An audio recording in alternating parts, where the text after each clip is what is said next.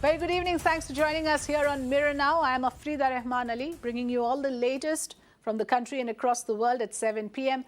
Let's begin by getting you the big story at this hour. Delhi police has busted a case of cyber fraud wherein cryptocurrency were being transferred into the wallets of a Palestinian organization, Al-Qassam Brigades, which actually is the military wing of terror group Hamas. As further investigation unfolds, this seems to be the first known instance of cryptocurrency being used by terror outfits. So according to the complainant, a few unknown people had fraudulently transferred cryptocurrency worth 30 lakh rupees. Initial investigation suggests that the cryptocurrencies ended up in the wallets maintained by a military wing of Hamas, which are now being seized by Israel's National Bureau for counter-terror financing. Remember, the Central Bank of India also had earlier raised security risks linked to cryptocurrencies, saying that it could give rise to money laundering and terror financing because of the anonymity of transactions. The RBI also had pointed out to a number of pitfalls and dangers involved with these kind of transactions. Let me introduce our experts and guests this evening. Joining us here on Mirror Now on the phone line is retired Brigadier Hemant Mahajan. And also joining us on the broadcast is Ritesh Bhatia, cybersecurity expert. Very good evening, gentlemen. I'll come to you in just a bit. First, let me go across to this report that my colleague Priyank has sent on the latest terror module that was functioning with cryptocurrencies. The Delhi Police Cyber Unit was looking for a fraud which was reported to them on the directions of the Honorable High Court. The investigation started. This was basically related to cryptocurrency fraud, where one of the residents of the national capital had lost, huge amount of money from his wallet, and the amount was later on found in the wallet of Al-Qassam Brigade, which is a military wing of Hamas, and which was also blocked by the Israeli, National Bureau of Counter-Terror Financing. So this was a very serious modus operandi, which was clearly showing that how the money which was stolen from wallet of various individuals, which was in the form of cryptocurrency, was transferred in the account of Nasir Ibrahim Abdullah, who is a member of Al-Qassam Brigade. The National Bureau of Counter-Terror Financing of Israel had already blocked, but the Indian agencies were also keeping a close tab on this, and finally they have found the traces of the money to be transferred to this particular wallet of Hamas. Brigadier Mahajan, from the security point of view, now, if I understand this correctly, even in this case, it was just simply by default that while investigating into this a businessman losing his cryptocurrencies, it was found out, in fact, it led to this kind of a terror module bust, and it was found that this Israeli military group was using cryptocurrency. There would be important lessons to draw from this entire case, Brigadier Mahajan. Yes, definitely. What we must understand is terrorism requires a great amount of financing. Earlier, the financing used to come by physical means, that is getting it through certain NGOs, non-governmental organizations, which used to supply them money. It used to come by Hawala transactions. And now the new actor on the scene is the cryptocurrency.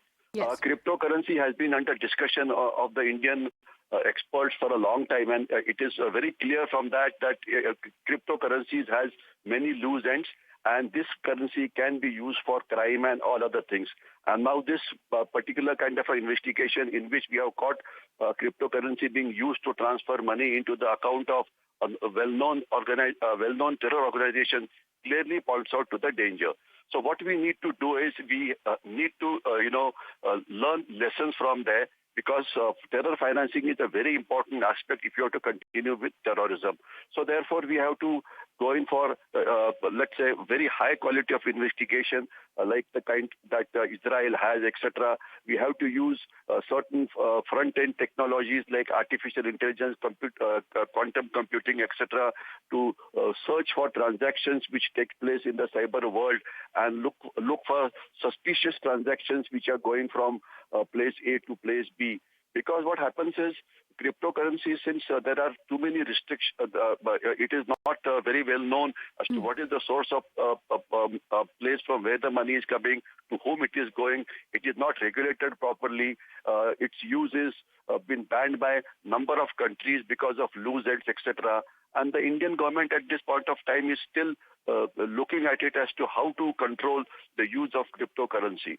So at this point of time, if cryptocurrency is being used for terror financing, it is definitely a very, very serious issue, and we need to take all the countermeasures to stop it. And I think what possibly we can do is we can follow an Israeli model in which they are very, very proactive in searching for transactions in cryptocurrencies which go to terror organizations. That is one thing we could go to.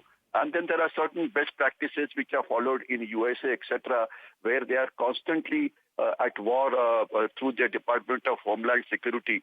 So we must utilize these best practices and improve our investigative skills with the help of friendly countries such as Israel and USA and European countries also.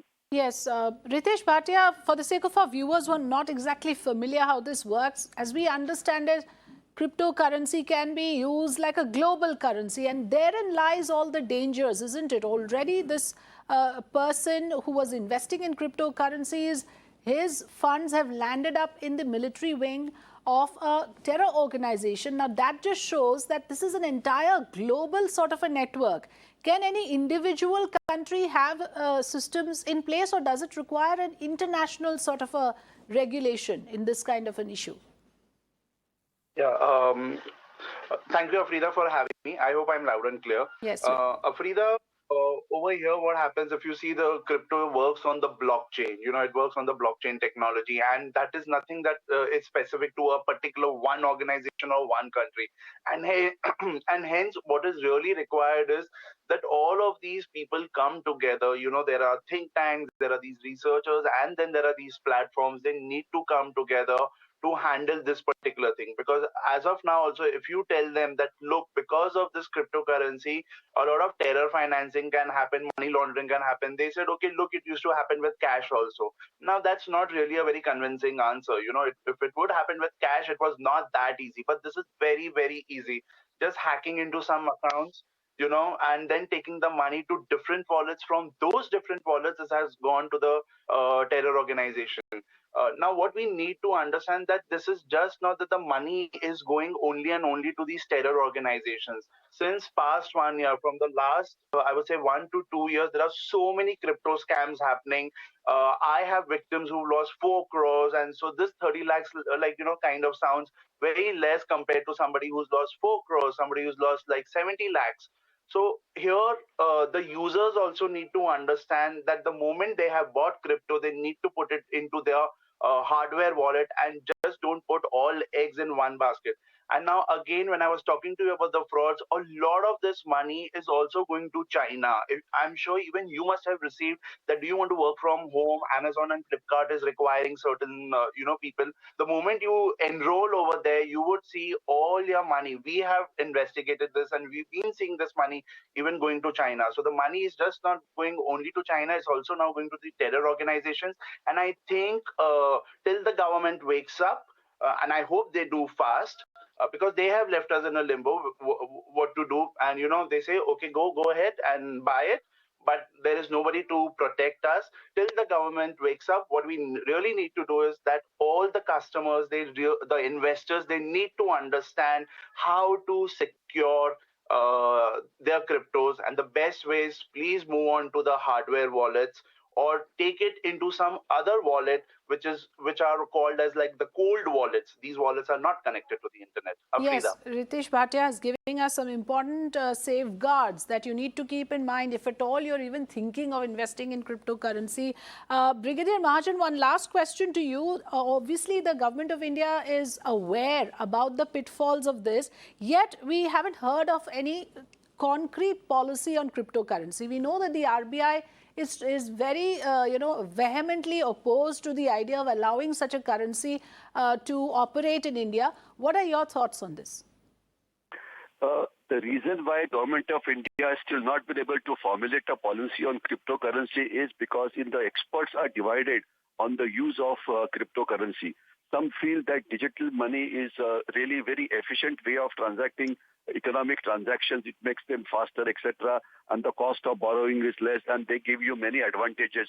If you read Economic Times newspapers like that, there are many experts who give you various advantages that accrue with use of digital currency or use of cryptocurrency, etc.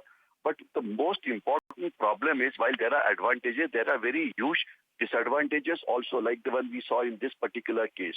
So I think now government has to evolve a policy in which they have to tell you, if you're using cryptocurrency, or to whom the money is gone, from where the money is gone, who's the receiver, etc.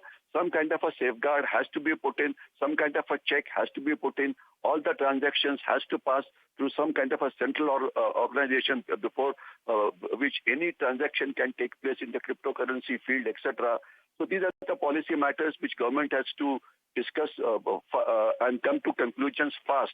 The fact is, at this point of time, they are not very clear as to whether it has got more advantages or more disadvantages. Yes, that cost-benefit analysis must be done, whether there's a huge price to pay for allowing this currency to operate in India. And we all know two things. As of now, cryptocurrency can be used for money laundering, it can be used for terror financing, and those are very big evils in our society, for the world at large. Thank you very much, Brigadier Mahajan, for joining us, and also Ritesh Bhatia for giving us your views.